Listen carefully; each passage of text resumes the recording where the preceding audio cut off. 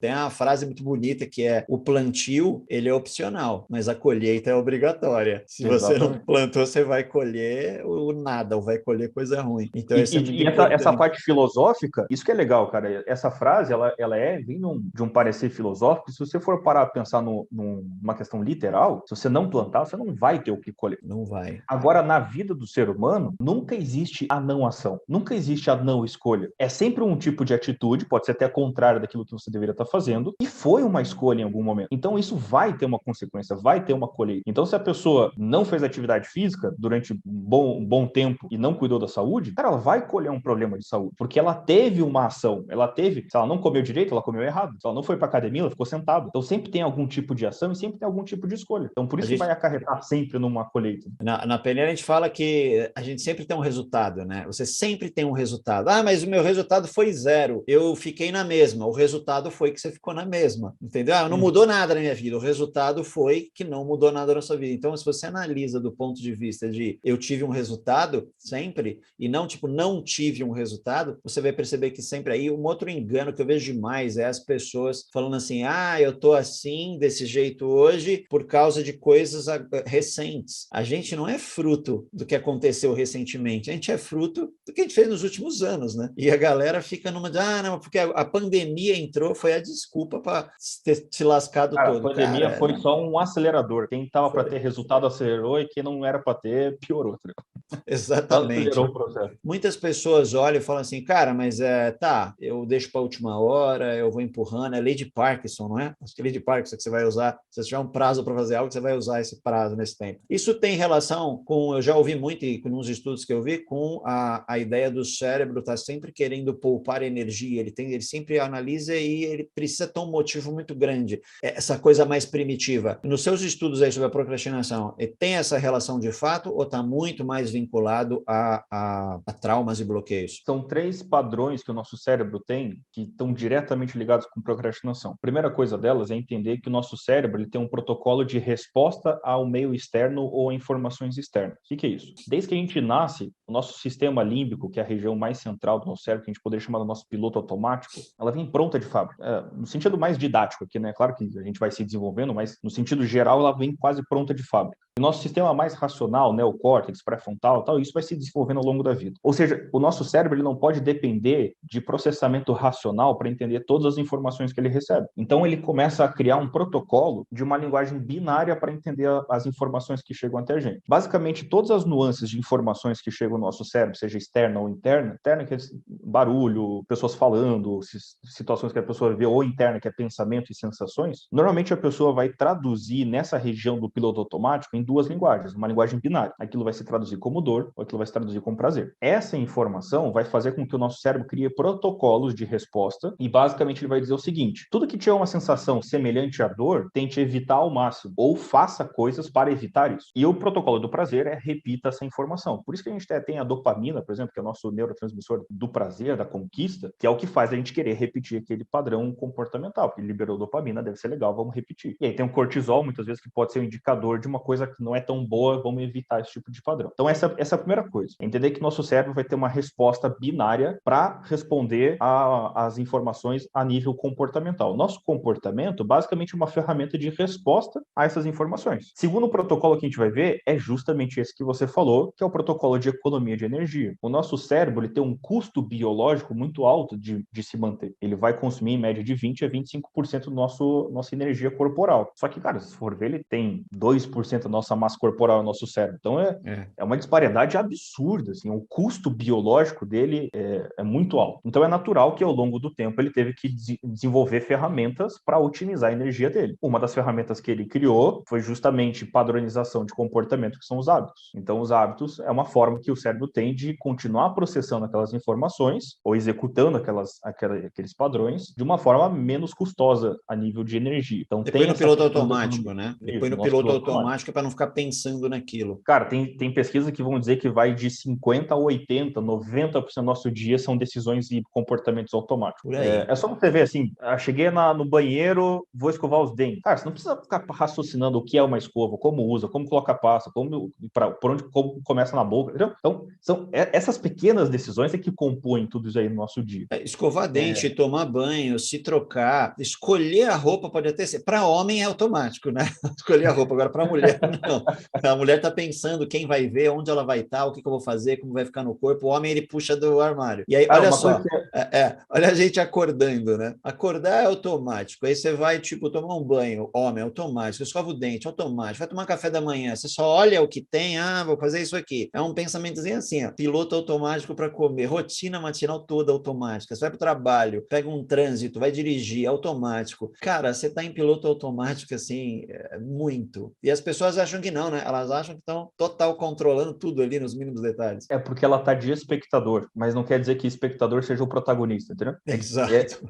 Fica meio confuso, porque se eu tô vendo e presenciando isso, não quer dizer que eu tô controlando. Não, você só tá vendo acontecer, você não tá fazendo, executando de forma consciente. E tem um terceiro protocolo, que é o estado de sobrevivência. Ou seja, o nosso cérebro é uma máquina incessante de buscar padrões para manter a nossa sobrevivência. Não é uma máquina de felicidade, não é uma máquina de pensamento, de criação, nem nada disso. Tudo isso gera gasto de energia em excesso, não é legal para o nosso cérebro, porque o protocolo que ele tem desde quando ele entende-se por um mecanismo de sobrevivência, o protocolo dele é manter a espécie, vamos fazer o que é básico para a gente conseguir continuar sobrevivendo. Essas três situações, em conjunto, criam o padrão da procrastinação. Só que, cara, a gente falou, até tem conversa, né, em relação ao segredo, né, que eu vou falar aqui, que a gente vai revelar. Cara, a procrastinação não é ruim, não é ruim. É um protocolo natural do nosso cérebro, só que as pessoas entendem de forma errada. Uma coisa que o pessoal que me acompanha pede muito e até fala, nossa, eu gosto muito de exemplificar. Vamos pegar esses três protocolos que você falou, são protocolos que você chamou, né? Esses três protocolos que juntos geram a procrastinação, e vamos exemplificar no dia a dia como é que são eles. Então, o primeiro você falou que era o de escolher uma coisa ruim,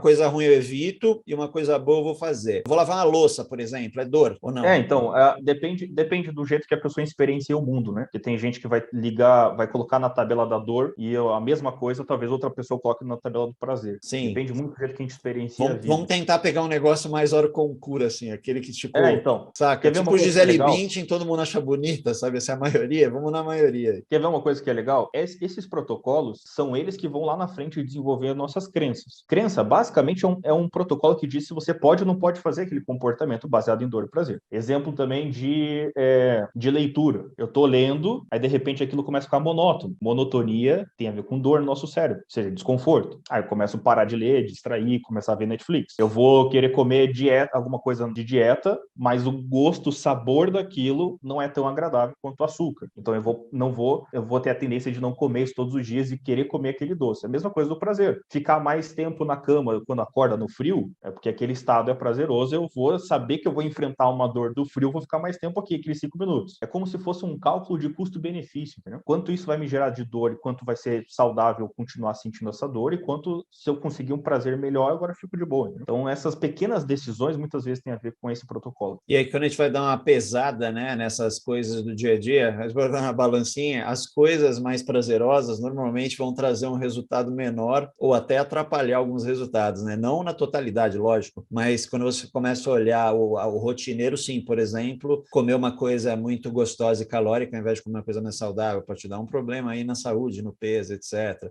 Ao invés de você iniciar uma tarefa que você precisa iniciar, por exemplo, precisa começar a escrever uma peça qualquer ali, uma coisa que a pessoa tem que começar um trabalho, ela fica ali jogando no celular. Aliás, os jogos, eles estimulam esse sistema de recompensa muito, né? E quando você sai, para de jogar, eles mandam mensagem te dando presentes e coisas para você ir lá e experimentar uma sensação melhor. Ou te dão um desafio fácil de atingir, os próximos são difíceis, mas você já instalou que você consegue atingir um resultado, entendeu? Esse sistema de recompensas faz a gente ficar ali querendo as coisas boas, e os resultados podem não ser tão bons assim. Então, saquei. O protocolo 2 que você falou, qual que era? Cara, esse é de energia, tem a ver né? com 3 fontes de energia. Tem a ver com energia física, energia emocional, energia mental. Ou seja, tudo que vai me gerar mais energia física, literalmente às vezes como atividade física, ter que subir escada ao invés de pegar o elevador e coisa nesse sentido, dá aquela estado de moleza, de preguiça, para o nosso cérebro não quer necessariamente usar o excesso de energia que muitas vezes as pessoas já têm armazenado no corpo.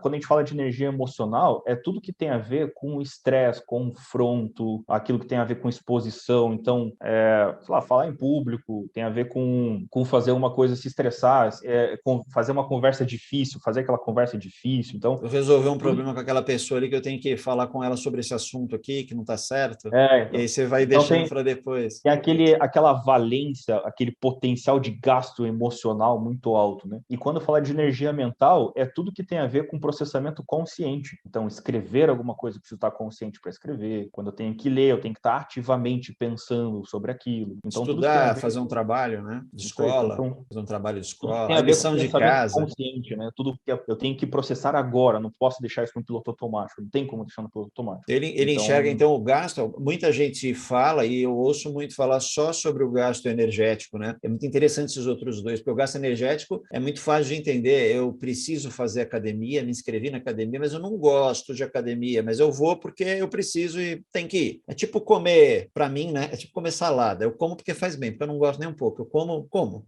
Que gosto eu tenho?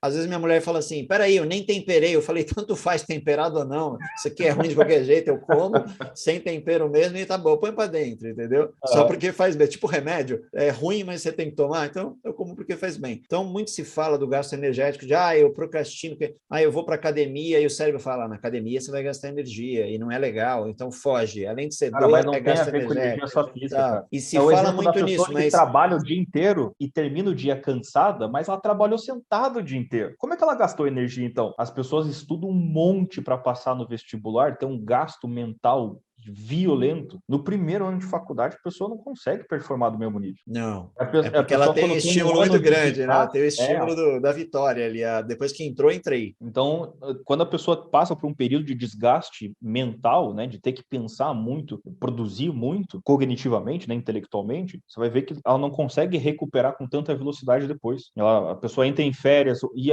ainda a gente vai ver que tanto o nível de energia emocional e mental cria hoje um padrão que é pandêmico também. A gente está vivendo uma outra pandemia paralela do que a gente tem, que é a pandemia de burnout. A gente está com a epidemia de burnout, pessoas entrando em nível de esgotamento por excesso de trabalho, excesso de demanda, excesso de cobrança, autocobrança. E isso está tudo diretamente ligado com energia mental e emocional, e muitas dessas pessoas trabalham no mundo corporativo que a gente sabe que não tem quase nenhum gasto físico. A pessoa trabalha sentada o dia inteiro. Né? Então, por que essa pessoa está esgotada do mesmo? Né? É isso. Bom, vamos falar. Você vai falar de burnout, então, hoje, né? Vamos falar, só exemplificar o terceiro ponto, então. Então, o segundo ponto, gasto energético, demos exemplos aí, e muito legal esses três tópicos que o pessoal conhece só normalmente. E o terceiro protocolo que você falou é o de hábitos. Sobrevivência. Estado de sobrevivência, né? Estado de sobrevivência. A gente priorizar a nossa sobrevivência. Isso daí vai criar basicamente o pensamento de curto prazo. Para pensar, para eu sobreviver, eu não preciso pensar no longo prazo. Eu não tenho uma demanda para pensar no meu longo prazo. Então, boa parte da nossa evolução como espécie criou-se uma demanda para o nosso cérebro pensar só no curto prazo. Então, é por isso que quando a gente pensa no longo prazo, a gente não tem qualidade na hora de pensar no longo prazo. São poucas as pessoas que são realmente visionárias, conseguem ver com clareza o seu futuro e pensar no longo prazo e planejar para o longo prazo. A maioria das pessoas estão treinadas, protocoladas e programadas para pensar primeiro no curto prazo. É por isso que na hora de comer um doce agora e me sentir bem agora, e comer uma salada agora e me sentir bem daqui a um ano, não faz sentido para o nosso cérebro. Porque para manter a nossa sobrevivência, basicamente a gente está sempre pensando no curto prazo. Isso vai me dar uma carga de energia agora que eu possa ter que usar agora. Daqui a um ano, eu não sei o que vai acontecer. Então, o nosso cérebro, ele para manter esse estado de sobrevivência, esse protocolo no dia a dia, basicamente é um dos grandes responsáveis por manter o nosso pensamento sempre no curto prazo como prioridade. E o longo prazo ele vira secundário ou a pessoa nem sabe pensar no longo prazo, não tem qualidade de pensar no longo prazo. É fácil entender isso, né? Se você olhar de fora friamente, né? Para o cérebro, ele fala assim, cara, eu preciso te manter vivo. Legal. Então eu tenho que te manter vivo. E a vida, ela é segundo a segundo. Eu tenho que te manter vivo segundo a segundo. Você está pensando em ter o corpo ideal para se sentir bem, botar um biquíni na praia daqui a um ano. E, cara, daqui a um ano, se eu ficar pensando daqui a um ano, você não come agora, você morre. Aí não existe daqui a um ano. Então o cérebro é muito focadão ali como um computador, né? É fácil até entender essa parte daí.